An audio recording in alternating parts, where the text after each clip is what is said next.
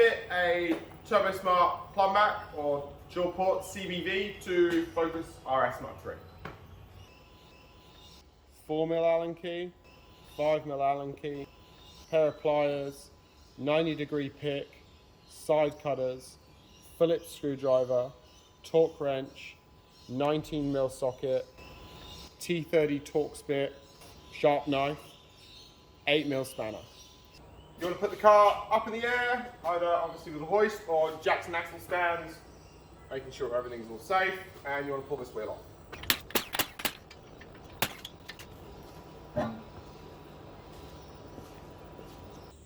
Next, you're going to take a pair of pliers and you're going to squeeze this clamp and pull this hose off.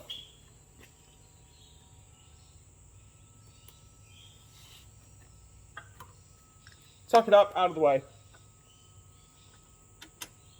Next, you want to remove these 3 bolts.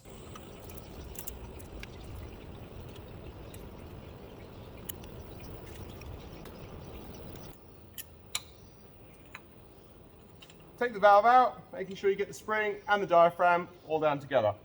Now, purely for easier video viewing, I've put this turbo on a dead engine. This is your factory valve. Normally it's held in with 3 T30 Torx bits, but because this car has been a used car, this valve's been on and off before in the past prior to us owning it, and somebody has changed the bolts to the Allen key bolts. So it doesn't really matter though, because they're 5mm Allen key bolts and a T30 Torx bit fits in. So you want to remove all 3 of these bolts. Now there is some pressure on this, so the valve is going to try and push out. It's easier if you keep the pressure down on it.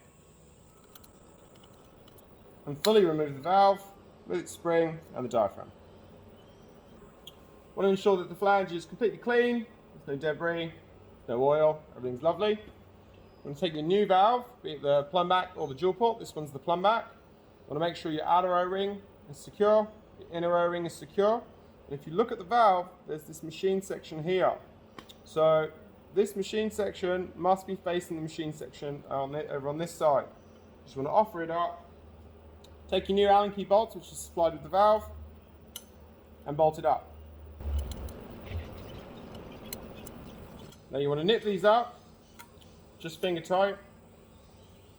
Don't tighten them all the way, you can cockeye it. And you're meant to torque these to 6 Nm, but obviously a little ratchet like this, just firm, that's about 6 Nm. If you want, obviously use a torque wrench, but for most people, they're not going to have a torque wrench that goes to 6 Nm at home.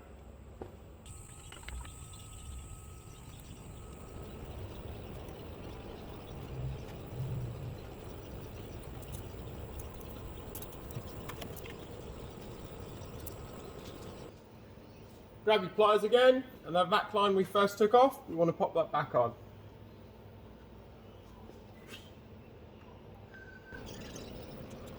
Refit your wheel.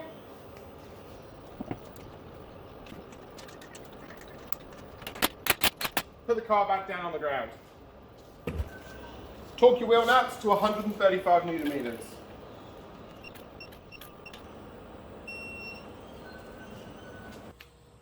Take your engine cover off.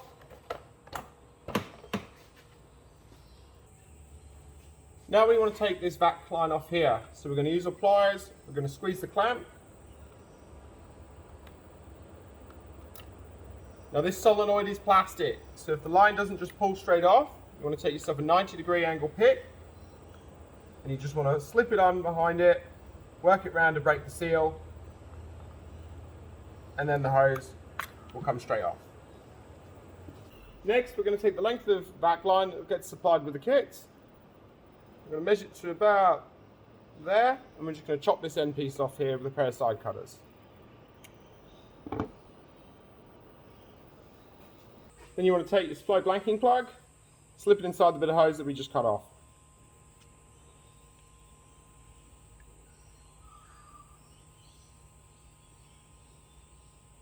Grab one of your clamps.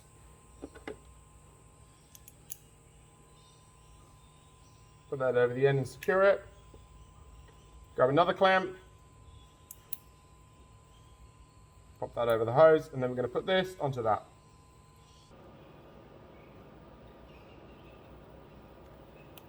Slide it on all the way, and then put your clamp on. Now when you put this on, I advise putting the clamps up this way so that they're not digging into the wire and can't short anything out, but you can still move it around for when you're pulling the coils out to do any service work. Now this next bit's a little bit tricky to see. There's another clamp here and a hard line, and this is the rest of that hose that originally went to the solenoid. We want to pull this off, but just to make life easier so that you can see it, I'm just going to pull this pipe off, but you leave the pipe on. Now you can see this a lot better. So this is the hose that originally went to the solenoid. It's got a little clamp on it. Now just like that other line, if you try and yank it, it doesn't come straight off. Just take that 90-degree pick and just break the seal.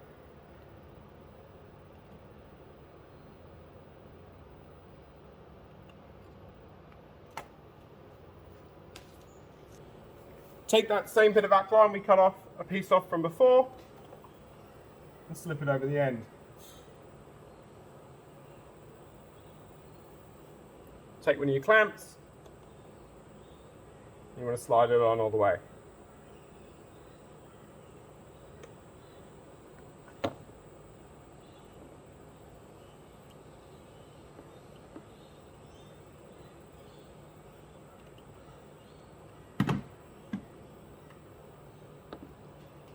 Now this part here is probably the trickiest part of the whole job, and it's next to impossible to film for you. So I'm going to take this line off, put it on that spare engine again, so you can see a much clearer view of how to disconnect it and what you then need to do. Okay, so you want to unclip this line here, gently like that, so you can get that bit to move there. Okay, so you won't be able to rotate this line all the way around like this because it's in the car, but I'm going to do it just so that you can see what you've got to do. You've got a tang here and a tang here. You've got to spread them and push them out to release. So it's a little bit tricky. You kind of got to use two hands, but you're basically going to pull that end down, pull that one down, till it pushes forward like that. Once it's done that, then you need to push in this part here. When I do it in car, I tend to use a flat blade screwdriver to push in, and then you can slide it off.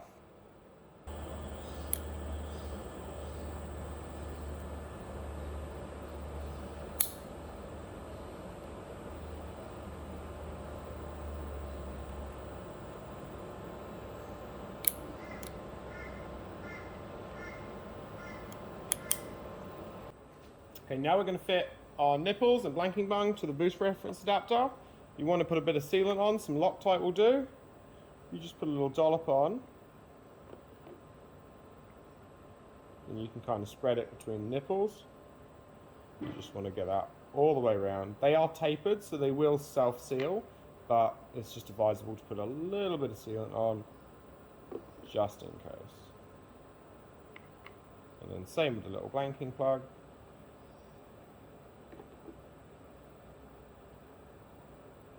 Give it a smear around, but you don't want it on the end. Now the blanking plug we want to put on this outer one here.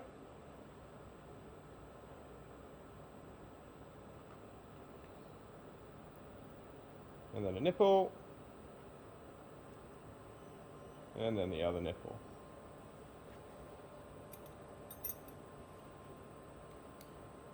Tighten that up till it's firm. You don't have to hoof on it.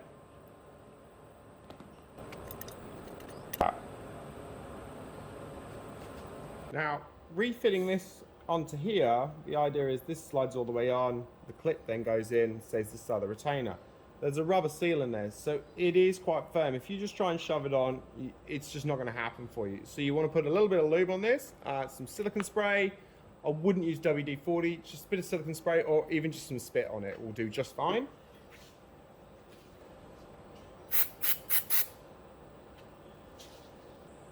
So now you want to push this on until this section here is just past there. So it helps if you give it a bit of a twist as you put it on. There we go. And then you want to put your retainer clip in. Give it a pull. Yeah, that's locked in. I'm going to turn that up like that. we're going to cut this connector off. So you just want to take a blade,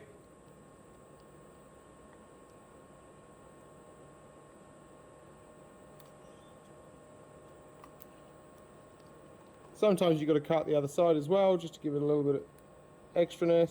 Obviously don't slip and cut yourself. So we've just got this end piece like that. Take your supplied hose, pop it over the end of this. It's a nice snug fit, so you've got to twist it as you put it on, like that. Take the supplied hose clamp, slip it over the end, and this is now going to go on this port here.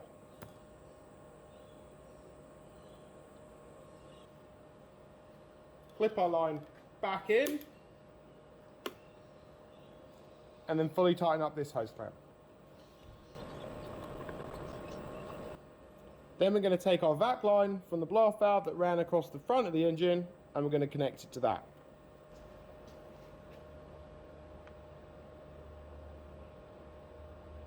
Secure it with the spring clamp, same as every other one.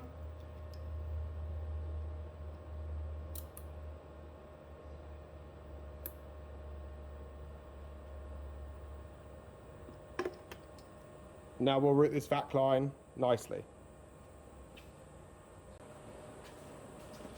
Clip your PCV line back in.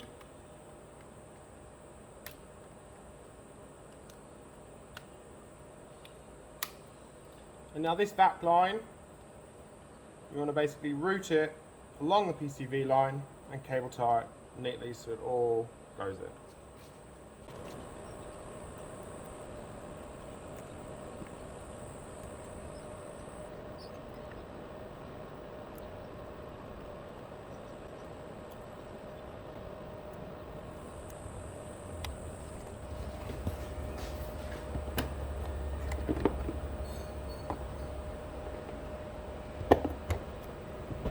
And you're done.